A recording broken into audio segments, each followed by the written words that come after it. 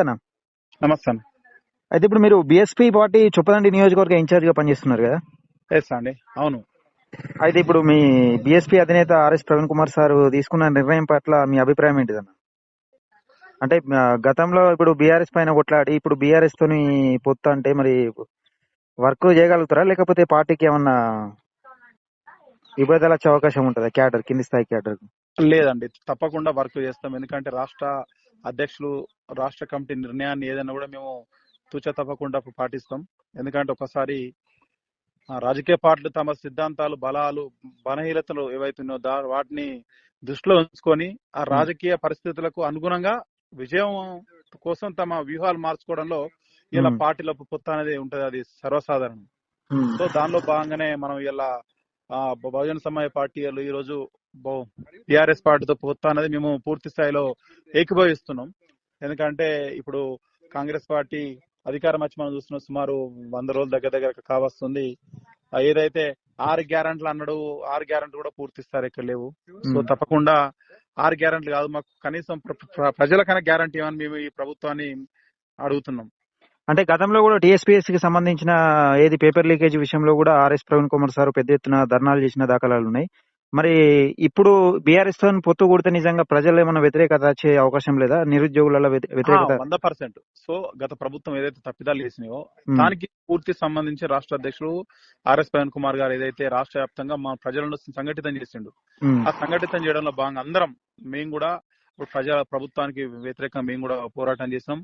ప్రభుత్వం కూడా దిగొచ్చింది, ఆ విద్యార్థులకు న్యాయం చేసే దిశగా ప్రయత్నం చేసినంతలోపే ప్రభుత్వం అది దిగిపోయింది. ఆలోపే ప్రజలు ఆ ప్రభుత్వానికి వెనుదిరేటట్టు చేసిర్రు.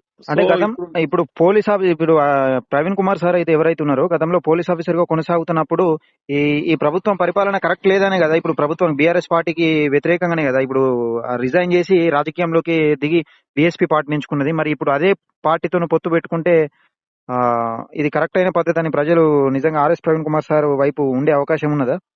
తప్పకుండా డాక్టర్ ఆర్ఎస్ ప్రవీణ్ కుమార్ గారి నాయకత్వాన్ని, నేతృత్వాన్ని ప్రజలు కంపల్సరీ దగ్గర అవుతారు. ఎందుకు మేము మాట మేము చెప్తున్నంటే, ఆర్ఎస్ ప్రవీణ్ కుమార్ గారు తన 6.5 సంవత్సరాల పదవిని తృణప్రాయంగా వదులుకొని ప్రజల సమస్య కోసం, ప్రజల సమస్యలు తీర్చడం కోసమే ఆర్ఎస్ ప్రవీణ్ కుమార్ గారు రాజకీయంలోకి వచ్చారు. కాబట్టి కంపల్సరీ ప్రజలు అర్థం చేసుకుంటారు.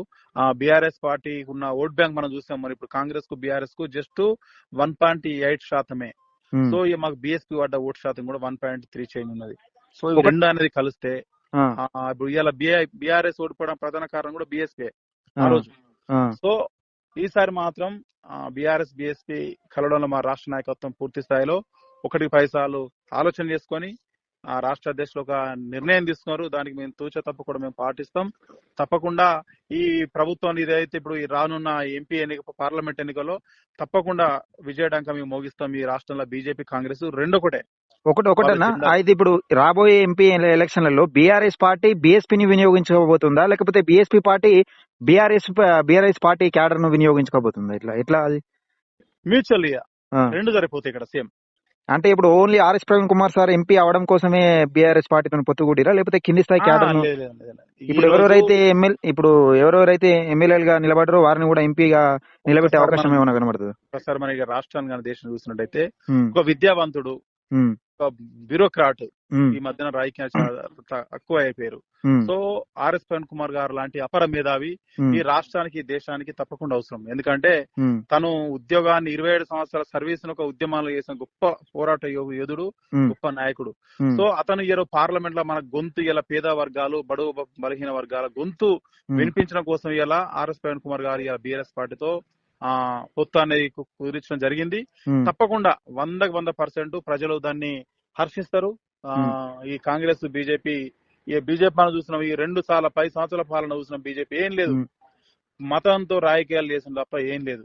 ఇప్పుడు మీరేమంటున్నారంటే బీఎస్పీ పార్టీకి సంబంధించిన నాయకులు ఏమంటారంటే, అటు ఆర్ఎస్ ప్రవీణ్ కుమార్ సార్ గానీ ఇప్పుడు మీరు గానీ బీజేపీ పార్టీని కొట్టేందుకే మేము బీఆర్ఎస్ తోని పొత్తు కూడుతున్నాము, పొత్తుగా ఎంపీ ఎలక్షన్లలో పోటీగా వెళ్ళబోతున్నాము అని అంటారు కదా. మరి బీఆర్ఎస్ పార్టీ గత ఎన్నికల్లో కూడా ఏది ఇంటర్నల్ గా ఇప్పుడు ఏమైనా తెలంగాణ పబ్లిక్ టాక్ ఎట్లున్నదంటే, ఎంపీ ఎలక్షన్లలో ఇప్పుడు బీఆర్ఎస్ పార్టీ ఎన్ని సీట్లు గెలిచినా గానీ బీజేపీకి సపోర్ట్ చేస్తుందని ఒక ఊహాగానాలు ఉన్నాయి.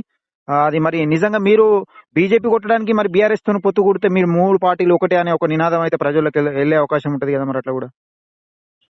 అట్లేం లేదండి. వాస్తవానికి ఈ రోజు వాస్తవానికి బీఆర్ఎస్ బీజేపీ ఇంటర్నల్ ఒప్పందం గత పరంగా అదొక ఆరోపణ మాత్రంగా నేను భావిస్తున్నా. ఎందుకంటే ఆరోపణలు నిజ నిజాలు నిర్ధారణ అయితే మాత్రం ఈ పాటికి ఆ ప్రభుత్వ పరంగా వేరే రకాల విధంగా ఉండేది.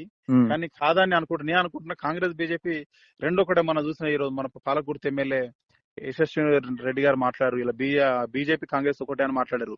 అంటే ఒక ఎమ్మెల్యే స్థాయి నాయకురాలు ఆ విధంగా మాట్లాడింది అంటే ఇంకా కింది స్థాయి నాయకురాలు ఇంకా ఏ విధంగా ఉంటుంది వాళ్ళ రాష్ట్ర నాయకత్వం. అంటే బీజేపీ కాంగ్రెస్ ఒకటే నిజంగా బీఆర్ఎస్ ను తెలంగాణలో మట్టుపెట్టేందుకు ప్రయత్నాలు చేస్తున్నాయని మీరు ఆరోపణ చేస్తారా ఇట్లా?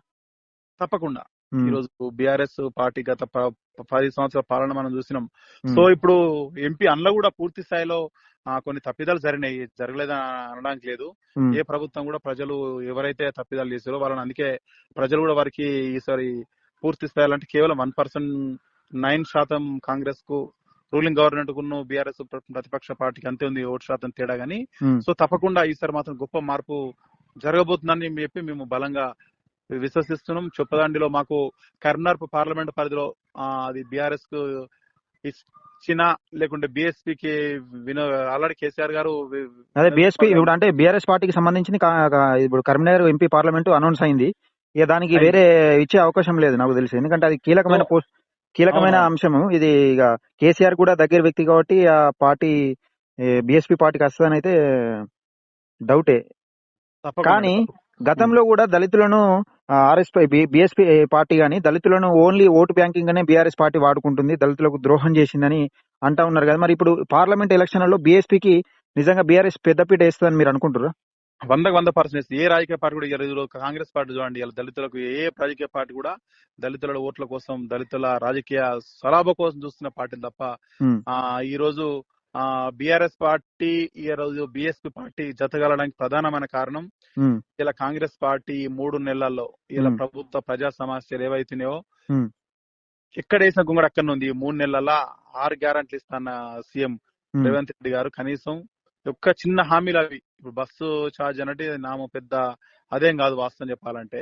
ఇక రైతులకు మేము అడిగే రైతులకు రుణమాఫీ ఎందుకు చేయడం లేదు? నువ్వు ఇచ్చిన ఎలక్షన్ మేనిఫెస్టోలో ఉద్యోగాలు ఇస్తాను క్యాలెండర్ జాబ్ ఎందుకు పెట్టడం లేదు? ఇలా ప్రభుత్వంలో ఇలా చాలా కొన్ని వేల పోస్టులు ఖాళీ ఉన్నాయి. ఇలా పోస్టులు ఎందుకు నువ్వు నియమిస్తలేవు? ఇలా ఉద్యోగులకు గత ప్రభుత్వం 1వ తారీఖు ఇట్లా జీతాలు 10వ తారీఖు వరకు జీతాలు ఏమన్నా ఇలా రేవంత్ రెడ్డి గారు ఈ ప్రభుత్వం కూడా మళ్ళీ సీఎం అదే కొనసాగుతుంది కదా. ఒకటేనా ఇప్పుడు చొప్పదండి విషయానికి వస్తే మీ విషయానికి వస్తే చొప్పదండి ఇప్పుడు మీకు టికెట్ రావడం వల్ల కొంత బీఎస్పీ క్యాడర్ అనేది కొందరు టికెట్ ఆశించిన బీఎస్పీ పార్టీలో ఉన్న కొందరు నాయకులు ఇప్పుడు మంద రవీందర్ అన్న గానీ లేకపోతే ఇంకెవరు గానీ కొందరు బీఆర్ఎస్ పార్టీలకు వేయరు కదా. ఇప్పుడు ఎగ్జాంపుల్ మంద రవీందర్ అన్ననే తీసుకుందాం. మరి ఇప్పుడు బీఎస్పీ పోటీ బీఆర్ఎస్ ను బీఎస్పీ పోటీ ఇప్పుడు మద్దతు ఎట్లా అంటే ఓలుకోలు పొత్తు ప్రకటించుకున్నారు కదా. మరి నిజంగా ఆ విడిపోయిన నాయకులతో కలిసి మీరు పనిచేసే అవకాశం ఉన్నదా? సిద్దిపేట తనది. సో తను సిద్దిపేటలో పనిచేస్తారు. అక్కడ బిఎస్ తో పనిచేస్తే నో ప్రాబ్లం, తను పనిచేస్తే తప్పలేదు. ఎందుకంటే ఇది ఎవరైనా చేయొచ్చు. ఒకవేళ ఒకే పార్లమెంట్ లో కలిసి పనిచేయాల్సి వస్తే మీరు చేస్తారా అంటున్నా? చేయడం కల్లా అభ్యంతరం లేదు, ప్రాబ్లం. ఎందుకంటే రాష్ట్ర అధిష్టానం మా రాష్ట్ర అధ్యక్షులు అధిష్టానం మేరకు నేను పనిచేస్తా, వాళ్ళ రాష్ట్ర అధ్యక్షులు అధిష్టానం మేరకు తను పనిచేస్తారు. అందులో అదేం లేదు. అంటే ఇప్పుడు లాస్ట్ విషయం అన్నా, ఇప్పుడు మీ బీఆర్ఎస్ పార్టీ బీఎస్పీ పొత్తుతోని తెలంగాణ ప్రజలకు మీరు ఏం చెప్పదలుచుకున్నారు? నిజంగా ఏం చూసి ఓటేయమంటున్నారు? లేకపోతే కాంగ్రెస్ పార్టీని దెబ్బతీసేందుకే బీఆర్ఎస్ పార్టీ బీఎస్పీ పార్టీ పొత్తు కూడిందని కొంతమంది అంటున్నారు. దానిపైన మీ అభిప్రాయం చెప్పండి చివరిగా. లేదండి, ఫస్ట్ నేను ఒకటే మేము చెప్పాను, దేశంలో రాజ్యాంగానికి సంబంధించిన లౌకికత్వానికి పెద్ద పెను ప్రమాదం పొంచి ఉంది. సో భవిష్యత్తులో మేము చెప్పేది ఒకటి, బీఆర్ఎస్ గానీ ఇలా బీఎస్పీ గానీ బహుజన సాధికారత రక్షణ భవిష్యత్తే లక్ష్యంగా తెలంగాణ రాష్ట్ర ప్రయోజనాలను కాపాడడం కోసమే రానున్న పార్లమెంట్ లో బీఎస్పీ బీఆర్ఎస్ పార్టీ తెలంగాణలో పోటీ చేయాలని బలంగా నిర్ణయించుకున్నాయి. అంటే ఎన్ని స్థానాలలో బీఎస్పీకి అవకాశం ఉంటుంది? అది రాష్ట్ర అధిష్టానం చూసుకుంటదండి. ఎందుకంటే మేము దాదాపు ఒక 5 టికెట్లు మేము ఆశిస్తున్నాం బీఎస్పీ పార్టీ తరఫున. అంటే మీరు ఏమైనా పోటీలో ఉండే అవకాశం ఉందా? లేదండి, ఆల్రెడీ మాకు కరీంనగర్ పార్లమెంట్ పరిధి మాది చెప్పండి కాబట్టి చెప్పండి ఆల్రెడీ ఫైనల్ అయిపోయింది కాబట్టి అలాంటి అవకాశాలు మేమైతే లేము.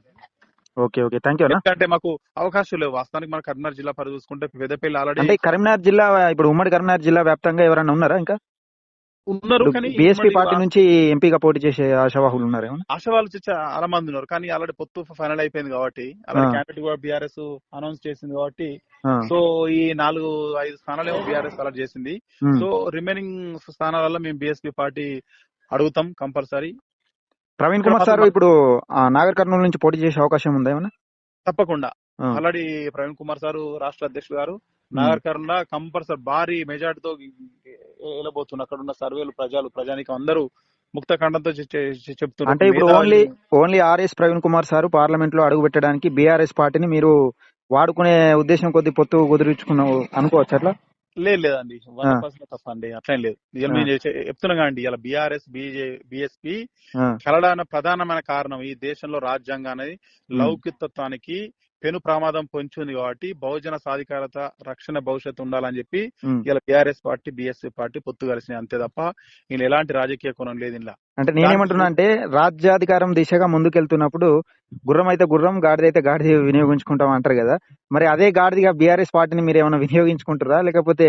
లేదండి, అంటే మనం అట్లా ఏకవచనంతో మాట్లాడట్లేదు. సో మేము గతంలో కాన్ఫరెన్స్ సార్ చెప్పిండు, మేము గుర్రం మీద స్వారీ చేయాలనుకున్నాం, కానీ గుర్రం మాకు దొరకలే. అదే నేను కదా అంటున్నా, ఇప్పుడు గుర్రం మీద స్వారీ చేయాలనుకున్నప్పుడు గుర్రం దొరికినప్పుడు గాడిదైతే గాడిద పట్టుకొని ముందుకెళ్తారా, అదే గాడిగా బీఆర్ఎస్ పార్టీని ఏమన్నా వినియోగించుకుంటారా అని నేను అంటున్నా. లేదండి, మేము అంటే బీఆర్ఎస్ పార్టీ గాడిదతో పోల్చి మేము గుర్రం మీద స్వారీ చేయాలనుకున్నాం. సో మాకు మేము బీఆర్ఎస్ పార్టీని గుర్రం లాగానే భావిస్తున్నాం. గుర్రం మీద స్వారీ చేయాలనుకున్న గుర్రం మాకు దొరికింది. సో ఆ జర్నీ మేము పూర్తి చేస్తాం కంపల్సరీ. అనుకున్న లక్ష్యాన్ని మేము పూర్తి స్థాయిలో నెరవేరుస్తాం. ప్రజల ఏదైతే అనుకుంటారో ప్రజల ఆశయాలకు అనుగుణంగా భవిష్యత్తులో BRS party BSP party parliament ఎన్నికలు కాదు, రానున్న స్థానిక సంస్థల ఎన్నికల్లో మున్సిపాలిటీ కార్పొరేషన్ ఎన్నికలు కూడా భవిష్యత్తులో కలిసి పోటీ చేస్తే, ఎందుకంటే ఎంపీ ఎన్నికల దానికి మనకు రిజల్ట్ అనేది అతి తొందరలోనే రాబోతుంది. నాకు తెలిసి మేబీ ఈ వారం 10 రోజులలో ఎంపీ ఎన్నికల షెడ్యూల్ రాబోతుంది కాబట్టి ప్రజలు కంపల్సరీ మమ్మల్ని ఆశీర్వదిస్తారు. ఇలా బీఆర్ఎస్ పార్టీని బీఎస్పీ పార్టీని రెండు సంకీర్ణ ప్రభుత్వం భవిష్యత్తులో రాబోతుంది. ఇక్కడ కేంద్రంలో ఇలా చాలా key role BSP party BRS party పోషించబోతుంది. ఇలా బీఆర్ఎస్ పార్టీ బీఎస్పీ పార్టీ ఇలా ప్రధానమంత్రిని ఫైనల్ చేసే పార్టీలు రెండే, అంటే నిర్ణయించే కీ రోల్ గా మీరు ఉంటారు. తప్పకుండా ఈ రోల్ పాత్ర పోషిస్తాం అనుకుంటున్నాం, మేము బలంగా నమ్ముతున్నాం అండి. ఓకే ఓకే, థ్యాంక్ యూ అన్న. Thank you so much.